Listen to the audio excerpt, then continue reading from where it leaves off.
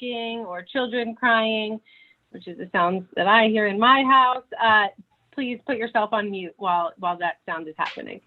So Steve Goodie has been the house MC at Nashville's legendary Bluebird Cafe for over a decade, and a favorite of the legendary syndicated radio host and producer Dr. Demento, who calls Goodie one of our most talented 21st century parodists.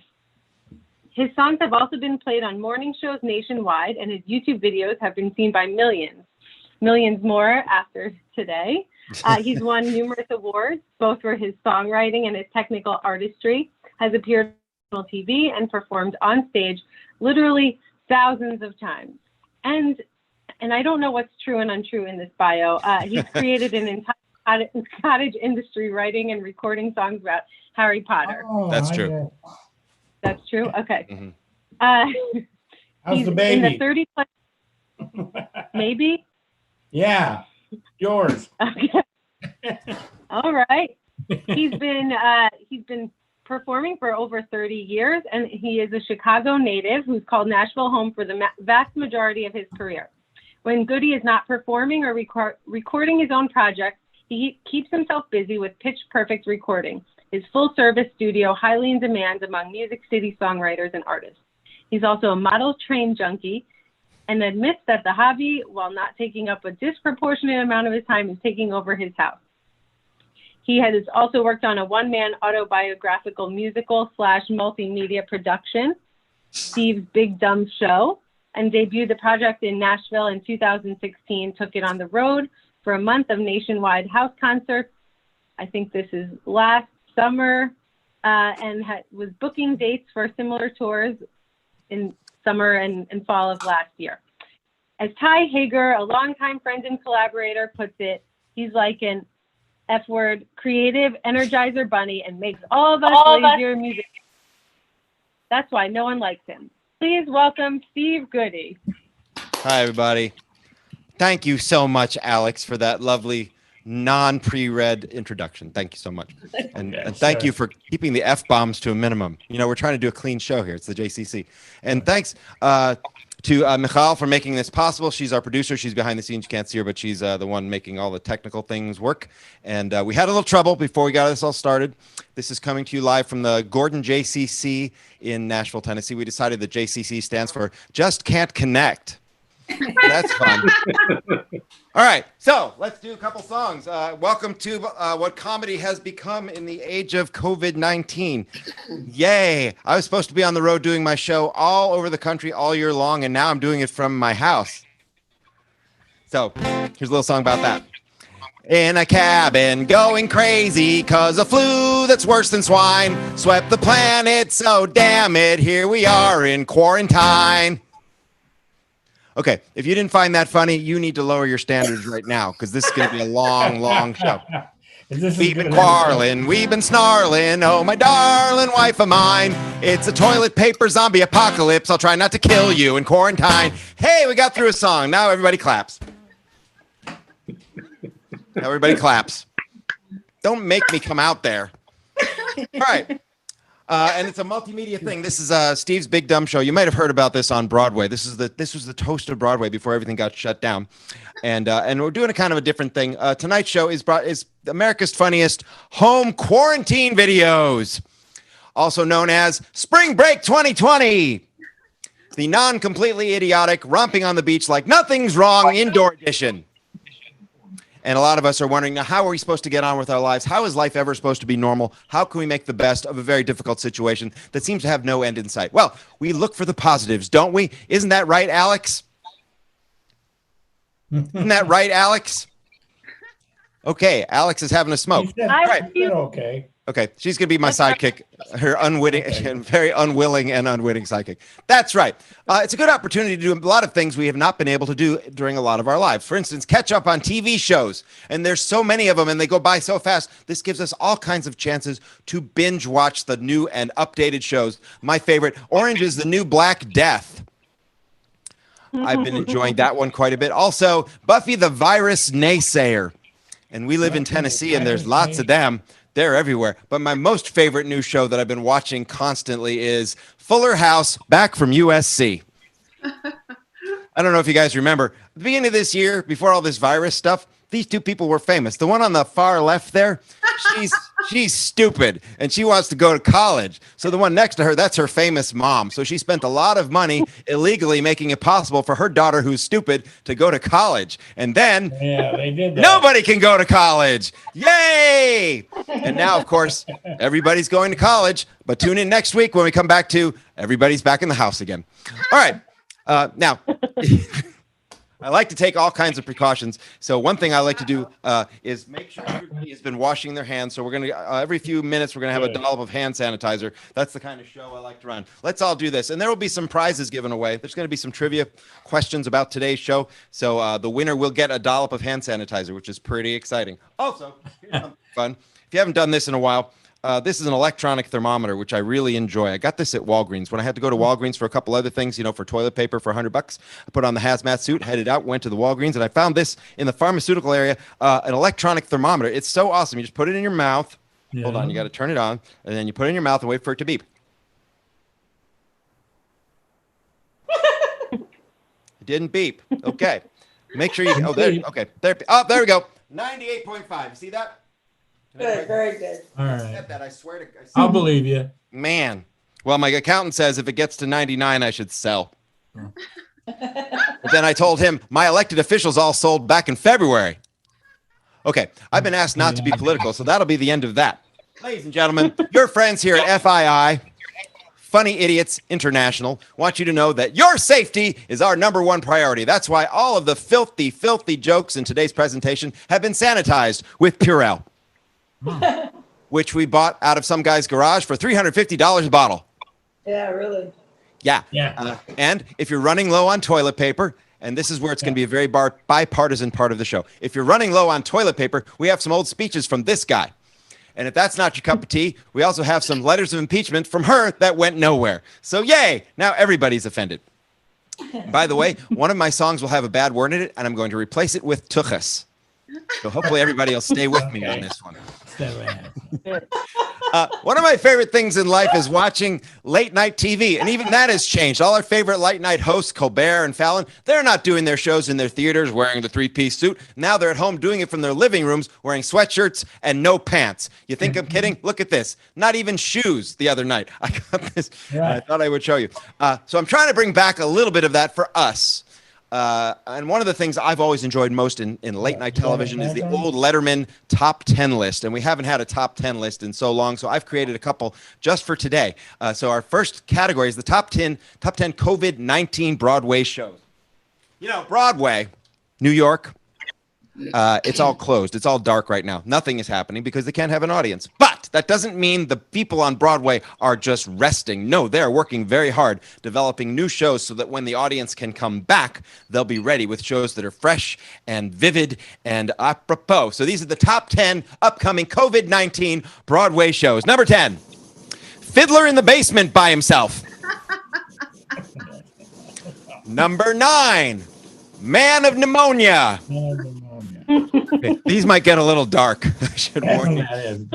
Number 8, Charlie and the Ventilator Factory. Work at your own speed. I swear these are amusing. Number 7, Les Miserable Jerks Who Won't Wear a Mask, Please. Number 6, Phantom of the Live Streaming Virtual Opera, which is what we're watching right now. Yeah. Number 5, The Tiger King, Hakuna My Arm's Gone. Remember that? That was a few months ago. You got to think back. Number 4, Oklahoma, which has actually been playing in the Berkshires for a few decades, but it's really caught on now. Number 3, Book of Morons Who Still Think This Is No Worse Than the Flu. Number 2, Don't Kiss Me, Kate. And the number 1 COVID-19 Broadway show coming your way, the Rocky Horror I'm Sure Glad This Is Just a Hoax show. Yay! Wasn't that just so much fun? And what is the name of the show, everybody? Yell it out for me. What's the name of the show? Steve's Big Dumb Show. Oh, the enthusiasm. Thank you. I'm just overwhelmed. Thank you very much. Yeah. One of the things that's concerned me the most during this quarantine, during this pandemic, is what to do about my hair. I don't know about you guys, but my hair, if I don't cut it regularly, doesn't grow down. My hair grows out. I don't know if you're familiar with this phenomenon. I also found out, confirmed for a fact, because I haven't been shaving for a very long time, that I cannot grow a beard. This is what I look like 2 weeks into quarantine. Do you even see a difference? No. Here's what I look like 4 weeks in. Nothing. It's just embarrassing is what it is. But my hair on top of my head just grows out like crazy. So I've developed the following little segment that I call Bridge Over Massive Jufro. So we're going to go through the stages. I did have a haircut last week. A friend of mine came by, and with masks on, she cut my hair in the front lawn. So everything's safe and everything's fine. But these are the stages that I go through. Follow along with me, if you will. The Cotter. Ooh, that's a good look. Number 2 is the Jonah. True. Oh, man. That feels attractive. Number 3 for the music lovers, the Streisand. Yeah, baby. And it's about this point that I got online and dial up Home Depot and order some door wideners so I can move around the house. Stage 4 is the non-singing Garfunkel. Yeah. Stage 5, again for the music lovers, as you might expect, the Yankovic. Hey, and then some people have said to me, well, where's the mustache? Where's the mustache? I said, I already established I cannot grow a mustache, but don't worry. I'm thinking ahead. I shaved my back, glued it together, bang, mustache. You're welcome. And stage 6, and my favorite, teenage Bob Ross. Yay! And what's the name of the show, everybody? Steve's Big Dumb Show. That's right. And now it's doing stupid. Okay. This, by the way, this is my producer. This is Bob, another Bob, not Bob Ross. This is him right here. He sits here and he produces. Isn't that right, Bob? He's excellent producer because he's the ultimate yes man. Isn't that right, Bob? Yes. Okay, let's carry on. Hey, let's do a little song. Yay! Okay, you guys have got to make a little bit more noise than that. I realize there's only a few of you. A lot of you are watching this on YouTube, not live, and I can't hear you. So for the 6 of you that are actually audible, try to make some noise so I feel like I'm doing something with my life. Thank you very much. All right, take it easy. Now, it's a very exciting day for me, as it probably is for you, because as you probably know, there's 122 shopping days till Christmas. That's right, Gordon JCC. So I'm just as excited as you, possibly more so, because I've written my first Christmas carol. I'd never written a Christmas carol before. Why? Because I'm Jewish. What's the point? But then I found out Irving Berlin was Jewish. Right. And he wrote most of the famous Christmas carols that we all still enjoy to this day. And I figure, why him and not me? So here's my first shot at it. I call this Little Jewish Drummer Boy. I have no gift for you, pa-rum-pa-bum-bum.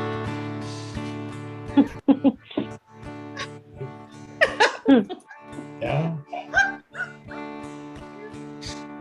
That's about it, really. I don't believe in you, pa-rum-pa-bum-bum. Don't rest, ye merry Jewish men, you have to work today. You took a week for Hanukkah, so now you have to pay. Hark the herald angels sing, you ain't getting anything. Oh, Rosenbaum, it's just another night for you. Oh, Rosenbaum, no Santa Claus in sight for you. No stockings and no mistletoe, no Cabbage Patch and no Elmo. Oh, Rosenbaum, oh, chosen bomb. We know who we are. Probably most of us today. This season has to bite for you. Oi to the world, this season blows. I got this shirt, that's it. My friends all got cool toys. Those crummy little goys got candy and lots of cash. Well, this shirt gave me a rash. Oh, Santa can kiss my, took us my Jewish toothpaste. Merry Christmas, everybody. Merry Christmas. Merry That's when you bang your hands together in repeated fashion like that. You know, they say the Jews run show business, but you guys don't know how to be an audience. Come on, let's go. All right. I hope you like that. I thought of another one that might fit into that little medley. I thought of it earlier today. I just want to try it for you separately. See if you think I should plug it in. See what you think. Grandpa got run over by a hybrid. walking through the Whole Foods parking lot. Dang, he said that engine sure is quiet. And that turned out to be his final thought. Okay, it's too sad. It's too sad. It's too sad. You can't be killing Grandpa right around the holidays. Although we've been killing Grandma for 35 years. Hashtag me too. I don't really know why I'm shouting, but okay. You probably noticed this. There's a couple props here. This pink thing over here, I want to involve this now. This is a debut. I've not done this before. That's right. It's a Disney princess bicycle horn. Yes, because I was very good this year, and that's what Santa brought me.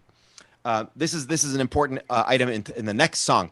This next song is about the fact that there's a sort of a misconception that Jewish men, when they grow up, are completely dependent on their moms and never actually leave the nest. That is completely false. So that's what this song is about.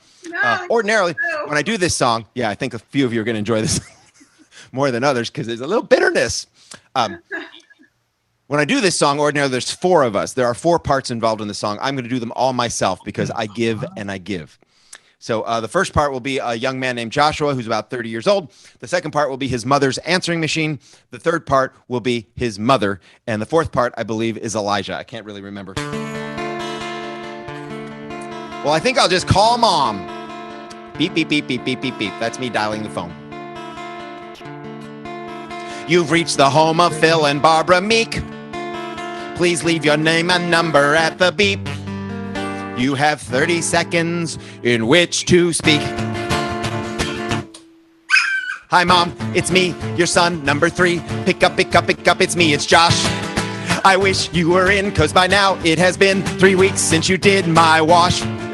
It's such an awful quandary, I have tons of dirty laundry, not to mention all the dishes in the sink. If it isn't too much trouble, come on over on the double, cause I fear I'm getting dizzy from the stink. Also, if you don't mind, I had a couple other things I wanted to ask you about. Oh my God, it just cut me off. How rude. Well, I guess I will just dial again, because I wasn't finished. I was not finished. Beep, beep, beep, beep, beep, beep, beep. You've reached the home of Phil and Barbara Meek. Same message since 1971. Please leave your name and number at the beep. You have 30 seconds in which to speak. Hi, Mom, it's Josh again. Your gizmo cut me off again. This time I'll try to speak more rapidly. If the airport's on your way, the wife is flying in today, and I'd go get her, but there's bowling on TV. The furnace needs a filter. Hell, the whole thing's out of kilter. Better bring your socket wrenches when you come. And if it wouldn't kill you, get some polish for the silver. It'll help you when you're scrubbing off the scum. Also, if you don't mind, I really had a thought. Oh my God, it cut me off again. She wonders why I'm in therapy. All right, I will dial again, but that is it. Beep, beep, beep, beep, beep, beep, beep. Hello, Joshua? Oh, Mom, is that you? Yes, I was just going to leave a message. Yes, this is your mother. You should be more like your brother. He takes care of things himself, no help from me. I do for you, but nothing's getting through to you. You're 30 and still sitting on my knee. I'm wasting no more breath because I babied you to death. And Oprah says I have to draw the line. Since I failed her mother test, I'm gonna yank you from my breast. You rotten, no good, spoiled brat of mine. I can't do any more for you. I've done too much. Mom, that's okay. I'll just ask Grandma. But Joshua, have you eaten? I've got soup with crab block heatin'. I'll come feed you, precious darling son of mine.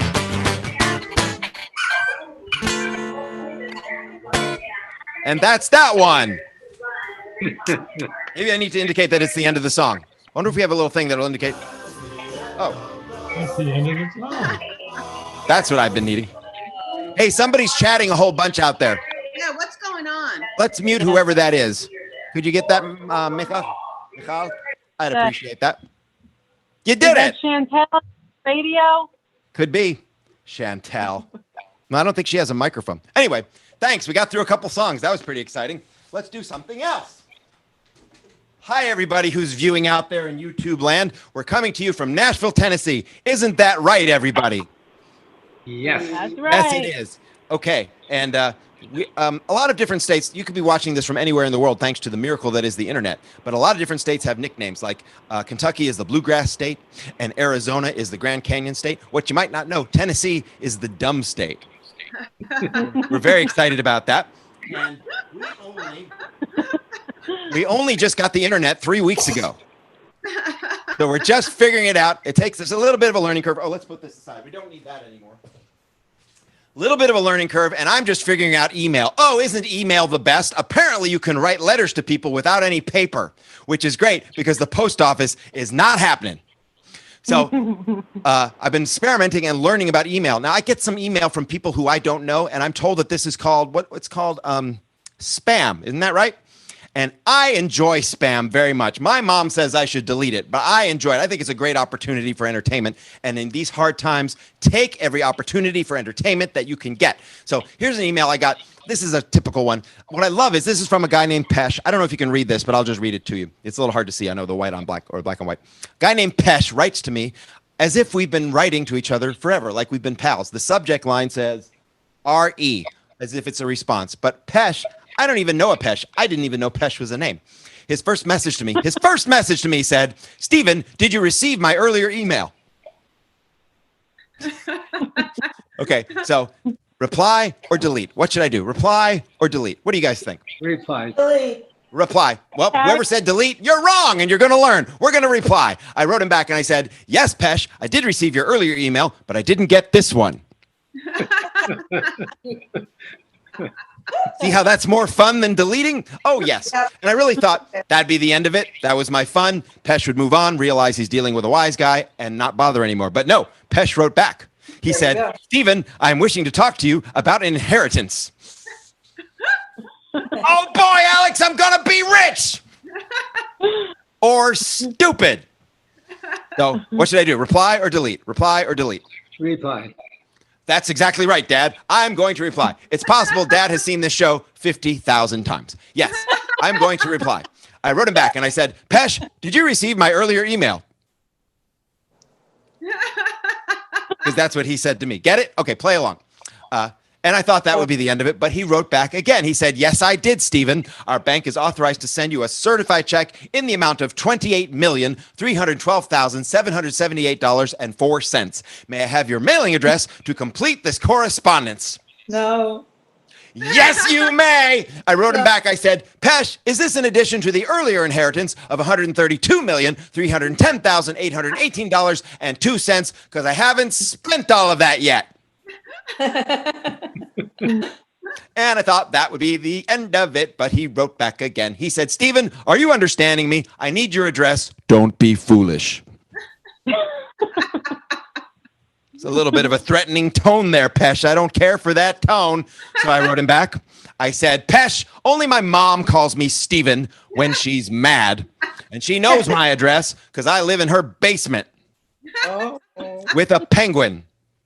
And $129 million. And I thought that would be the end of it, but Pesh is not giving up. He wrote back again. Are you foolishly avoiding giving me your address, Stephen, because you're wasting my time? Oh, no. Of course, now what I'm thinking is mission accomplished. But I thought we should write one more to kind of button this up. So I spent an hour and a half composing what I believe is the perfect final response to Pesh. See if you agree. I wrote him, OMG, Pesh, I'm wasting your time. I'm so terribly, terribly sorry. Give me your address. I'll send you a couple $1 million. And he didn't write back. Can you believe that? How rude. What's the name of the show, everybody? Steve's Big Dumb Show. Come on. I don't want to just hear my dad every time. It's depressing. Okay. Come I on, mean, I'm guys. glad I hear my dad, but Dad needs company. Let's try it again. What's the name of the show, everybody? Steve's Big Dumb Dumb Show. Show. That's right. Hey, everybody. I am eagerly, and I'm happy to share this with you, eagerly anticipating my upcoming 50th birthday. When is- Hey, What It's day? upcoming. I'll answer all the questions. Don't worry. Send me your address and I'll mail you a present. Okay. It's a deal. Well, I'm looking forward to it eagerly, as much as you can eagerly look forward to something that happened 4.5 years ago. And the reason I bring this up is the hair thing.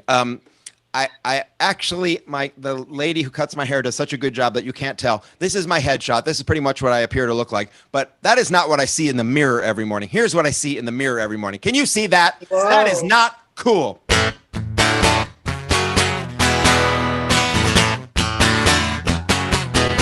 Well, you were real good looking when you were 23 with a full head of hair. Well, now that's history, because now you're middle-aged. What's happening to it? It goes down the drain when you shampoo it.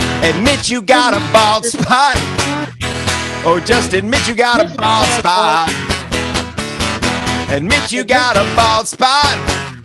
Buy a toupee. Gentlemen, do you wear baseball caps to formal events? Do friends ask you about the small animal that's living on top of your head? Have you tried spray-on hair replacements, creams, lotions, potions, elixirs, tinctures, tonics, balms, salves, liniments, and ointments? All to no avail. Maybe it's time to try Screw It All, the new all-natural, FDA-approved, do-it-yourself, low-cost, no-side-effect, non-addictive, non-toxic, eco-friendly, plant-based, biodegradable, over-the-counter, non-invasive approach to the weird crap your body does as you get older. Find it at www.screwitall.com. Order now! Ooh.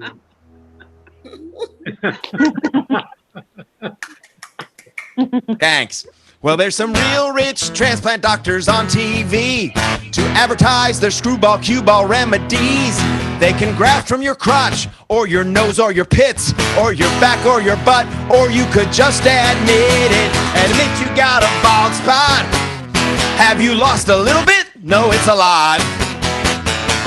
Admit you got a bald spot. Buy a toupee. Hey.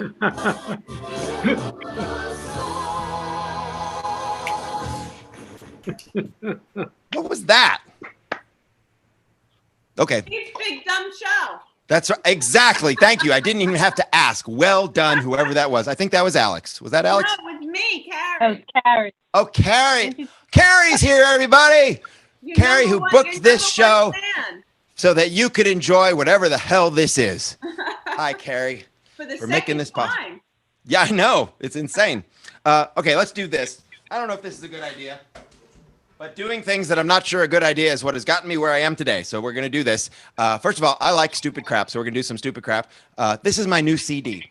This came out earlier this year. It's called Admit You Got a Bald Spot. It's my 30-second CD. No, it's not 30 seconds long. It's number 32 of the CDs of funny songs that I have released. Where can you get that, you might ask? Well, at my website, stevegoodie.com. And if you'd like to PayPal me money, you're welcome to do that, because I'm working for very little today because yay. So that's my PayPal address. And if you want to Venmo me, and I'll show you this again later, if in fact anybody wants to send me money, it's not required, but it's an option. Anyway, I like stupid crap, and we're going to do some stupid crap now. I paid $2,000 for that 5-second video. Thank you very much. I'm going to use it.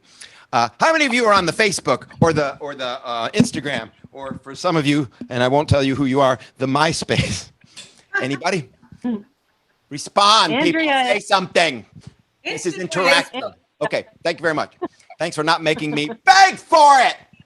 I enjoy Facebook and Instagram very much because you can have friends, and I enjoy having friends. I live in Nashville, Tennessee, where everybody is a songwriter and a musician, so it's an interesting kind of show-busy version of having friends. We like to get together when times are regular, like at the Bluebird Cafe or other places where songwriters gather, and become friends. And we always say, well, would you like another Facebook friend? Yes, I would. And we become friends, and then we never talk to each other. It's the greatest. There's 3 kinds of friends on Facebook. There's the kind you actually know in real life. That's like 1% of your friends. There's the kind that you don't know at all. That's like 98%. And then the last remaining 1% is the kind that you've met once. You become friends because you each want another friend, because that is the key to fame and fortune and all sorts of riches and playing at the JCC at 12:30 on an afternoon.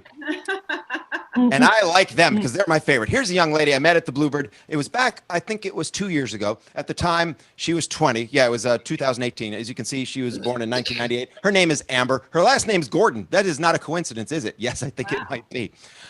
We became friends because she's a songwriter, but we have very little else in common. We never communicated again. But I think someone hijacked Amber's account because I got this message a couple months after that, later in 2018. The message simply said, "Hi, And I'm pretty sure you can't see that. Can we switch, Bob? Can we switch to the night mode so they can maybe read it? Can you read that a little better? Yeah. Everybody see? Okay. Yeah. The first message to me said, hi, with 3 capital I's and no punctuation, which, as we all know, implies naughtiness.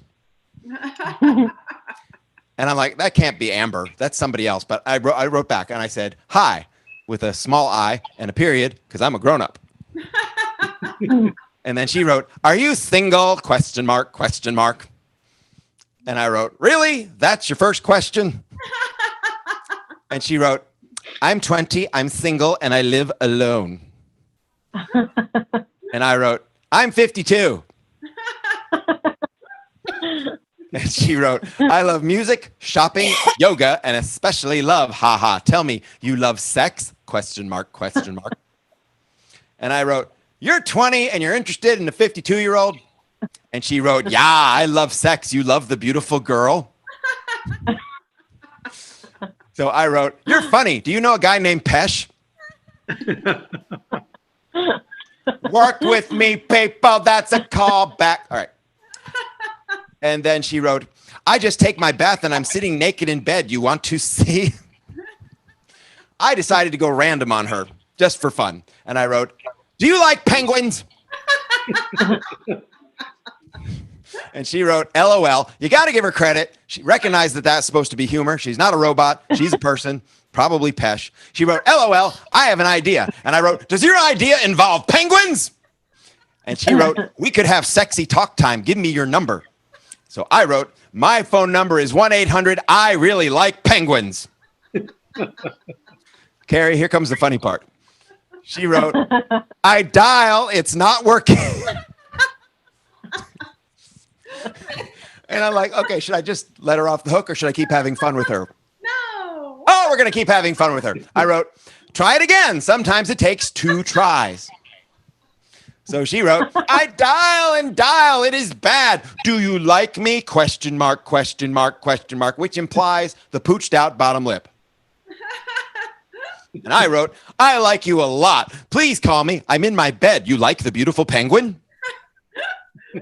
And then she wrote, I try. No good.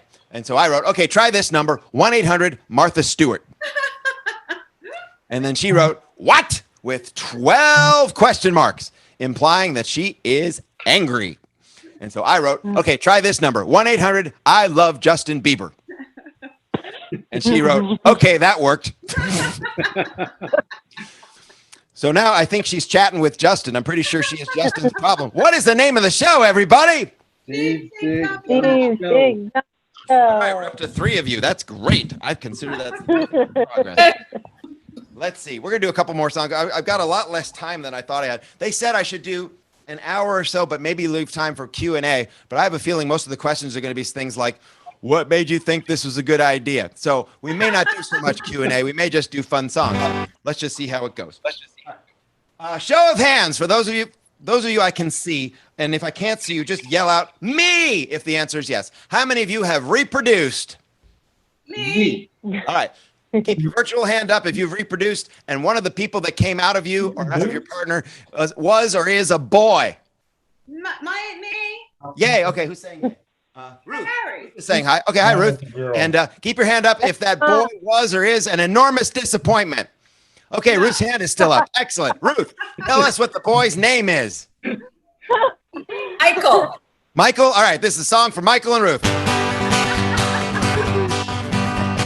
Michael watched TV after his high school graduation, 3 solid months of ESPN. Till his mama told him, son, that's the end of your vacation. Go get a job or we're gonna charge you rent. Does that sound right so far? I'll take your silence as yes. So Michael got a job, got fired that same day. A cashier he wasn't meant to be. Well, he went back to the couch, turned on the race, and he said, hot damn, now there's the job for me. So Michael got a loan and went to NASCAR school. That's the wrong thing. Let's go back. Hold on. I don't think I have it right. It doesn't matter. Where the future NASCAR drivers learn the one big NASCAR rule. Go! Go straight, take a left, go straight, take a left, go straight, go straight, take a left, go straight, take a left, go straight. Everybody go straight, take a left, go straight, take a left, go straight, take a left, go straight, take a left, go. Take it, Alex. Take a left. Okay, back to me. This ain't rocket science. You can learn it in one day. Go straight, take a left, go straight, take a left, go straight. It's just like brain surgery. If you take the brain away, go straight, take a left, go straight, take a left, go straight. Drive round and round and round and round, and later you get paid. Go straight, take a left, go straight, take a left, go straight. Drive round and round and round and round, and later you get lots of money. Go straight, take a left, go straight, take a left, go straight. This ain't English lit. You don't gotta write a thesis, but if you make a wrong turn, you're going right to Jesus. So go straight, take a left, go straight, take a left, go straight, go straight, take a left, go straight, take a left, go straight, go straight, take a left, go straight, take a left, go straight, go straight, take a left, go straight, take a left, go straight, go straight, take a left, go straight, take a left, go straight, go straight, take a left, go straight. I think I hit the wall. I'm on fire. That's the end of the song. All right. Okay, the silence I enjoy so very, very much. Let's do another dumb song. Let's see. I don't know if I made this one available to myself. Let's see. We'll just see if this happens.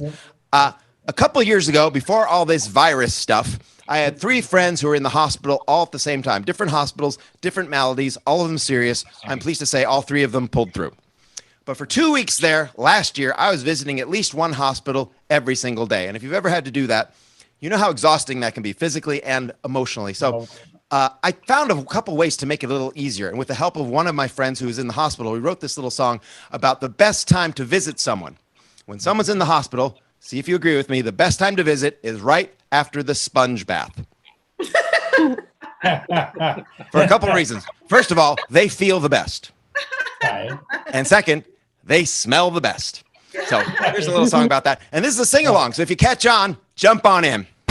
Well, I'm in the hospital lying in bed. Sponge bath, no pants. Somebody must wash me from toe to head. Sponge bath, no pants. They took out my liver and cleaned out my veins. Sponge bath, no pants. Now you gotta wash everything that remains. Sponge bath, ready? Sponge bath, no pants. Sponge bath, no pants. Sponge bath, no pants. Sponge bath. Everybody. Very nice. That's the end of the song. Okay, good. Let's do something else.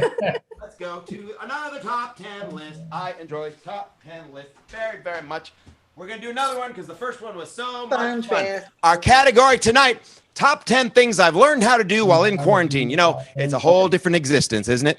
With what's going on. So we've all learned a few things we never thought we'd have to learn. Like how to not chat with each other while I'm saying stuff. So this is the top 10 things I've learned how to do while in quarantine. Number 10, go 6 months on a single tank of gas. Right. Number 9, literally LOL at a credit card bill. Good luck. Number 8, at $9.84 per month, wind up paying Netflix a total of 1.5 cents per hour of viewing. It's a math joke, just trust me. Number 7, hold my breath for 15 minutes at the grocery store. Number 6, finish a jar of mayonnaise before it expires. Oh, yeah. It's been a goal of mine. Number 5, enjoy mayonnaise on plain oatmeal. It's a little more gross than funny. Hey, you can't go to the grocery store as often as you want. It's a pandemic. Number 4, actually miss my insufferable idiot coworkers. That's for each one of you at the JCC about all the other ones. These are the top 10 things I've learned how to do while in quarantine. Number 3, respect Howie Mandel's germophobia as much as his act. Right. Number 2, work a webcam. Yeah. Yeah, we're doing it right now. And the number 1 thing I've learned how to do while in quarantine, buy weed online. Read online. All right. Right. That was fun. I used to do That was fun. At this time last year, I was on the road doing shows, and I'm supposed to be doing that. Actually, right this moment, I'm supposed to be in Edinburgh, Scotland, at the Edinburgh Fringe Festival. which got canceled for the first time in 70 years. And I like to think it's not because I was finally booked there. I know. It's very sad how many things have been disrupted or ruined. But the Edinburgh Festival is still happening online, and they assure me they will have me back next year when things are hopefully somewhat back to normal. But at this time last year, I was traveling around the great Northwest of the United States in this. This is my 2012 Toyota Prius V station wagon. That's right. The joke mobile, I call it. That's right. I have a Prius station wagon because I was going to get a Prius, and then I thought, well, it's a little too cool. So I got the station wagon. I'm driving through, and I was way up north. I was at a little town called Troy, Montana, which is way up at this northwest corner of the United States, way up here on our weather map right here. Whether or not Steve gets to go there or not. And I did the show there one night, and then the next night I was in Billings, Montana. It was right over here by the edge of the windshield wiper. That's where Billings is. It's like a 12-hour drive. So I got up at 4 in the morning, having done the show the night before, and started driving. And everybody in Montana tells you, be careful, especially in the pre-dawn hours of wildlife, because there's tons of it. It's Montana. Drive very carefully. So I was from 4 a.m. when it was dark till about 8 a.m. when the sun had come up. I was driving extremely carefully, and nothing happened. And then right around 9 a.m. when I started to relax, this damn suicidal deer who was supposed to be in school or something, whatever their deer is supposed to be doing at 9 a.m., decided to just step in front of me, and it was a 2-lane road, and there was oncoming traffic, and there was no shoulder, and I slowed down as much as I could. And those of you who think you can't kill a deer in a Prius, you're wrong. It was very, very sad. I know. The deer did not survive, I'm sorry to say. I did survive. The car suffered some severe injuries. So there I was on the side of the road. This was not drivable anymore. I got AAA, but of course, I'm in the middle of Montana, and I have T-Mobile. So, nothing. But what was pretty cool is a nice couple in their pickup truck happened by like 2 minutes later, and they said, we saw what happened. We bet you're a T-Mobile customer. Would you like a lift? About 2 miles from here, there's a spot where for all of Montana, T-Mobile covers. And you can make a phone call and call the police and AAA. I said, that would be very nice. So I got in their truck. They drove me there. I made the calls. They drove me back. I gave them a CD of hilarious comedy songs for their trouble. And then I sat there and waited. The police showed up in about 10 minutes, and we wrote down all the information for insurance purposes. They took pictures. Everything was fine. They filed their police report. And then they said, it's going to be about another hour and a half before AAA gets here. Would you like us to wait with you? And I thought, you're the police. Do you have time to do that? And they said, this is Montana. You bet. So we just hung around for about an hour until something came through on their scanner. I don't know. I think someone in a Cherokee hit a chipmunk. Something happened. I don't know what happened exactly. They had to go. And then 15 minutes later, AAA showed up, and they loaded my car on the flatbed truck, and they drove me 70 miles to Missoula, Montana, to Rick's Body Shop. And now, I cannot recommend Rick's Body Shop highly enough. If you're ever in Missoula, Montana, and you need body work done on your car, go to Rick's, because I'm on tour. Most times when you have body work that's needed to be done like this, how long can you expect a body shop to take to complete a repair of this sort? Anybody yell it out? In days or whatever? Days. 2 weeks. 2 weeks? That's a pretty good guess. I'm guessing 3 weeks. On the other hand, this is a Prius and it's Montana, so let's go to 3 months. I asked the nice people at Rick's Body Shop, is there any way you could just kind of tie this together, make it sort of legal and mostly safe so that I can continue on my tour? Because if I wait even more than 2 days, every stop on my tour is going to be canceled. The whole thing is just going to be a big mess. It's going to disappear. And they said, we'll see what we can do. And 24 hours later, I am pleased to say they presented me with this. Ladies and gentlemen, Franken Prius. Nice. Let me zoom in a little farther. Can you see that? The bumper is actually held together with zip ties. Together, yeah. And yes, that is a Subaru driver's side headlight because that's what they happen to have. And I got on my way, and I'm pleased to say when I got back to Nashville, I had it repaired properly, and everything was fine. Now, if you've ever had body work done on a car, the body shop has a person called the estimator. That person is either your best friend or your worst nightmare. That is the person who coordinates all the different operations in the body shop. Parts, labor, insurance, billing, financing, all that stuff. And wow, the lady who made this happen, the estimator here at Rick's Body Shop, I would really like you to meet her right now. This is, and I'm not making up her name, Bambi. Nobody believes me. This is Bambi's card at Rick's Auto Body in Missoula, Montana. Bambi Irving Estimator. Did you kill And this is her shirt with her name embroidered on it. I zoomed in as much as I could without being, too, hashtag whatever.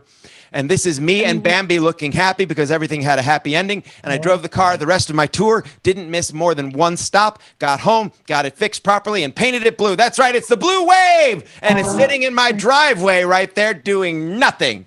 Thank you very much.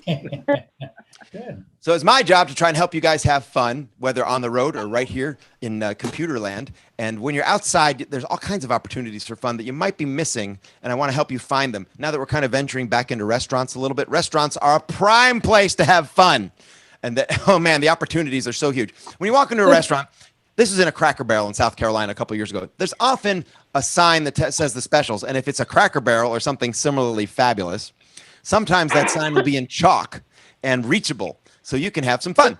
That day, it said, today's special, fried catfish and mashed potatoes. Well, I have a thumb, and this is chalk. So now the special is fried cat and mashed toes. And you should get the fried cat. I've had crock pot cat. Not as good. Ooh. I know. Another thing at restaurants, there's often a sign that tells you what to do once you arrive. Again, this was in chalk, and it was within reach, so that was an easy fix. And it stayed that way for 3 weeks because someone's not paying attention. Right. Here's another fun one. This is outside a pawn shop. Often they have portable signs with letters you can rearrange on the ground. They cost about 50 cents a month. And I'm coming by. I got time on my hands. I like anagrams. I like Scrabble. Can any other anagram fans, Scrabble players, tell me if you rearrange these letters, don't add any letters, big grand opening sale, what can we turn that into that would be fun? Anybody? I'll just tell you. Big grand opening sale became 5 minutes later, real big pig gonads. Here's another one. This one took a little longer. It took like an hour and a half, but I have that kind of time. Originally, it said, rush right on in. Absolutely. Everything must go. An hour and a half later, it said, burning mouth sores. They really sting. That's true, isn't it, Ruth? Yes, it is. Let's move on. Here's a fun one. This is springtime, somewhere in Idaho, I believe it was, at a gas station. Diesel 309, Marlboro carton 47.89. Well, that was an easy fix. Lamb's blood 47.89. That's a good price right around the holidays. Yes, it is. Dollar Tree. I know you guys have Dollar Tree here in Nashville. Hopefully you have dollar stores of this sort around the country. Everything's a buck. It's the easiest store for math. Well, this is my neighborhood one right here in Southeast Nashville. A lot of Dollar Trees. They have 4 doors. There's 2 glass doors, then an airlock, then 2 more glass doors. Why? Don't want the bargains to escape. And one day, the manager of this Dollar Tree had something he wanted to tell all of his customers as they entered. So he drew up a sign with a very classy Sharpie on paper, and he put 4 of them. Same sign on all 4 doors. The sign simply said, "We are currently out of helium. Sorry for the inconvenience. Thank you, management." And he put it on door number 1 and door number 2 and doors number 3 and 4. Now, all I wanted was some sunglasses and maybe some Skittles. But I walked in, marched right up to the manager, and I said, "Do you have any helium?" Because I'm out. So you can do that. It's fun. Be careful if you're doing it in Tennessee. They have guns. Yeah. Let's move on. White Castle, one of my favorite places to go right by and not eat at, but the sign I think is awesome. I didn't change this one at all. Fried pickles are back. And more importantly, now hiring. Make $11 in 6 months. Oh my God. Wow. They should be hiring a sign editor. Speaking of sign editors, here's another fun one. I swear this is 2 miles from my house. Anybody see a problem here? I've asked this of many crowds. My favorite answer was, the problem is the building's too small. No, the problem is this is Tennessee, and you need to stay in school, kids. Yeah. Or you'll turn out like this. Ah! Okay, equal time, or like this. Fine. Everybody happy? Good. Let's move on. I know. Here's a fun thing. I was in a restaurant a couple years ago, again, long before the whole COVID thing, and in the restroom of the restaurant is a sign to help everybody know how to wash their hands. I agree with every step of this. It's absolutely accurate, and you should wash your hands. We always should have been. But what I find funny about this is the illustrations, and we're going to zoom in on each one so you can really appreciate them. They were clearly done by a first-year failing art student. Let's have a look, shall we? Step 1 says, put on hat and apron. But what the artist is trying to tell us is, if you don't have a head, don't worry so much about the hat. Step 2 is rinse hands and forearms with at least 100-degree water. But what the artist is trying to tell us is, yeah, sprinkle a little water on your hands, but the real important area is right here. Make sure you scrub right there. That's really, you got to get that. Step 3, again, scrub your hands like mad and examine your nails. That is what we're learning from the artist. Okay. Step 4, I agree with this one. I don't have a problem. Rinse your hands. Good idea. But step 5, dry your hands with a paper towel. What the artist is trying to tell us is, make a taco out of your left hand. Step 6, turn off the faucet using the same paper towel you use to dry your hands. But what the artist is trying to tell us is, I learned how to draw hands, but when I try to draw a faucet, it comes out looking like a banana or some crap. Yeah. Step 7, apply sanitizer to hands. What the artist is trying to tell us is, if there's no sanitizer available, you may use poop. Step 8, and this is the creepiest one of all, and I don't know if you can see the problem here. It took me a while to figure out what it is. Step 8, put on gloves if the task requires them. Fine, but the problem with this drawing is 2 left hands. Right. Oh my God. I know. Okay, we're going to do a little bit more about signs. This is a church sign near my house, Hamilton United Methodist Church in Antioch, Tennessee. On church signs, they usually have the same thing on both sides, some message of inspiration, so you can feel inspired on your way to work and on your way home. On one side, and this sign is 30 feet in the air. I couldn't have changed it if I wanted to. Count your blessings instead of sheep. Well, that's good advice. The other side said, see other side. Really, Jethro? You got out the ladder and the letters, and you're like, screw it. Let them turn around in a McDonald's, come back and look. I don't care. Okay. Here's a fun one. I don't do this often, but since this is the JCC, I think we're going to have a sense of humor about this. This one happened late at night. It was like 1 a.m. I was 20 years old, and there was drinking involved. I'm not proud of this. This is a church sign on both sides of this portable sign in front of a church. It said, Jesus has not given up on you. Well, 1 minute later, one side said, Jesus has given up on you. And the other side said, just give up. All right, that's enough of that. Let's do something else. I promised that I would do this as the big closer. And I'm skipping a few things because we're running low on time. What's the name of the show, everybody? Big Dumb Joe. I hope you're having fun, everybody. This has always been my dream, to be funny and entertain people and stand in my house not wearing shoes. But when I was a kid, we had Mad Magazine. Does anybody else here a fan of Mad Magazine? Yeah. It was so great, and I can't believe it stopped, but a great source of satire and lyrics to funny songs. They didn't bother recording them. They just wrote funny lyrics to popular songs, cartoons, political commentary, and my favorite thing about it all was they write out scripts to famous classic comedy sketches. My brother and I, when he was 8 and I was 11, we found the entire text of Abbott and Costello's Who's on First. Oh. And we learned it, Cool. and we performed it, and we were both let's say the word I'm looking for, I think prepubescent and dorky. So it came out really pathetically terrible, I'm sure, but I bet it was adorable. I'll bet it was. And we would ask the family at Thanksgiving or Passover, can we entertain everybody by doing Who's on First? And everybody would very patiently say, yes, you may. And then we got a little better at it to the point a couple of years later, the family would actually ask us, would you do Who's on First? And we would say, no. These kids, they're always there for you. Anyway, flash forward about 35 or 40 years. Both my parents had a big birthday 2 years ago in the Chicago area, and we were planning a big party for them, me and my brother and my sister. And I was driving across South Dakota from one gig to another, and I called up my brother on the big T-Mobile. And I said to my brother, who's at work, he's a psychologist at the University of Georgia in Athens, which means he sits at a desk and doesn't do anything. I called him up and I said, hey, should we relearn Who's on First as a surprise for the folks at the big party? He said, sounds like a great idea. I'm not doing anything anyway. Well, that's what I heard. He's got a degree. I'm mad about that. Anyway, so we practiced, and he had it on the screen in front of him. I'm driving, so I can't read it, but we practiced and practiced. I'm going 80 miles an hour across South Dakota. We got to Chicago. We did the show for the folks. We didn't do it perfectly. We did it pretty well, and the folks cried. And that's what you want with classic comedy. So then I thought, well, it's just a shame to have done all that work and only get to do it once. And then I realized we have satellite technology now. It's the 21st century. Maybe there's a way for my brother to phone in his part literally for live shows. And guys, ladies and gentlemen, I am so excited. My brother is at a conference safely in New York City right now. I told him to be ready around 2:24 Eastern time. And let's see if he's on the big satellite. Adam, are you there? Oh my God. There he is. Everybody, it's my brother Adam. That is an amazing connection. Good, good. Nice to be here in New York. right, Yeah. home of the Yankees, stupid. Look behind you. That's You want to do our sketch? Yankees Day. Want it? Absolutely. Okay. And I'm going to play the ukulele to make it special. You want to start? You want to start? Absolutely. Okay, good.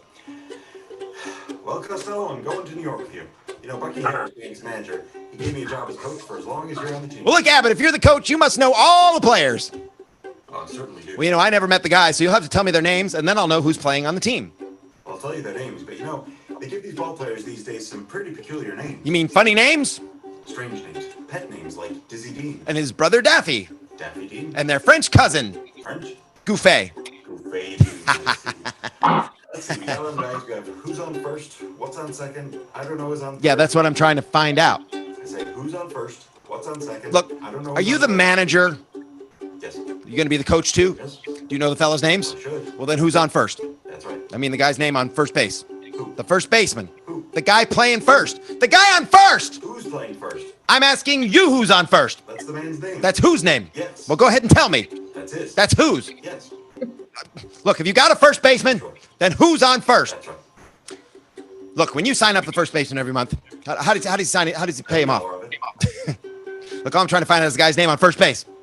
Who? The guy you pay all the money. That's it. Who gets the money on first base? He does. Every dollar. Sometimes his wife comes down and collects it. Whose wife? Yes. What's wrong with that? Look, all I'm trying to find out is when you sign up the first baseman, how did he sign his name to the contract? Who? The guy. Who? How does he sign his name? That's how he signs it. Who? Yes. Look, all I'm trying to find out is what's the guy's name on first base? Now what's on second? I'm not asking you who's on second. Who's on first? One base at a time. Well, don't change the players. I'm not changing nobody. I'm just. Take it easy, buddy. Who's the guy on first base? That's right. All right. All right. Okay. I mean, what's the guy's name on first on base? second? I'm not asking you who's on second. Who's on first? I don't know. He's on third. Oh, What I'm talking about. all right. Now, how did I get on third base? We mentioned his name. If I mentioned the third baseman's name, who did I say is playing third? Now who's playing first? What's on first? What's on second? I don't know. He's on third. There I go back on third again. Now, will you stay on third base and don't go off it? All right. Now what do you want to know? Who's playing third Why do base? you insist on putting who on third base? What am I putting on third? What's on second? You don't want who on second? Who's on first? I don't know. Third base. Look, have you got outfield? Sure. The left fielder's name. Why? I just thought I'd ask. Just thought I'd tell you. Tell me who's playing left field. Who's playing first? I'm not. Stay out of the infield. I want to know what's the guy's name in left field. What's on second? I'm not asking you who's on second. Who's on first? I don't know. Third base. And the left fielder's name? Why? Because. Oh, that's our center field. Look, have you got a pitcher on this team? Sure. The pitcher's name. Tomorrow. Tomorrow. You don't want to tell me today? I'm telling you, man. Well, go ahead and tell me. Tomorrow. What time? What time what? What time tomorrow? You're going to tell me who's pitching. Now look, who is not pitching? Who I'll is- break your arm. You say who's on first. I want to know what's the pitcher's name. What's on second? I don't know. Third base. Have you got a catcher? Sure. The catcher's name. Today. Today. Today. And tomorrow's pitching. We got a couple of days on this team. You know, I'm a catcher too. I get behind the plate, do some fancy catching. Tomorrow's pitching on my team, and a heavy hitter gets up. Now, the heavy hitter bunts the ball. When he bunts the ball, me being a good catcher, I want to throw the guy out at first base, so I pick up the ball, and I throw it to who? That's the first thing you said right. I don't even know what I'm talking about. Well, that's all you have to do. It's to throw the ball to first base. That's right. Now, who's got it? Naturally. Look, if I throw the ball to first base, someone's got to get it. Now, who has it? Naturally. Who? Naturally. Naturally? Naturally. Oh, so I pick up the ball and I throw it to naturally. No, you don't. You throw it to who? Naturally. That's it. That's what I said. You're not saying that. I throw the ball to naturally. No, you throw it to who? Naturally. Listen, you asked me. I throw the ball to who? Naturally. Now you ask me. You throw the ball to who? Naturally. That's it. Same as you! Same it. Look, I throw the ball to first. Whoever it is drops the ball and the guy runs to second. Who picks up the ball and throws it to what? What throws it? I don't know. I don't know. Throws it back to tomorrow. Triple play, which should be the end of the inning, but the sketch keeps going. Another guy gets up, hits a long fly ball to because. Why? I don't know. He's on third, and I don't give a darn. What was that? I said I don't give a darn. Oh, that's our shortstop. Thank you, everybody. And that is the end of our show. Thank you very much. And thanks to Professor Adam Goodie. Wow, that was amazing. Thanks, everyone. Thanks, Steve.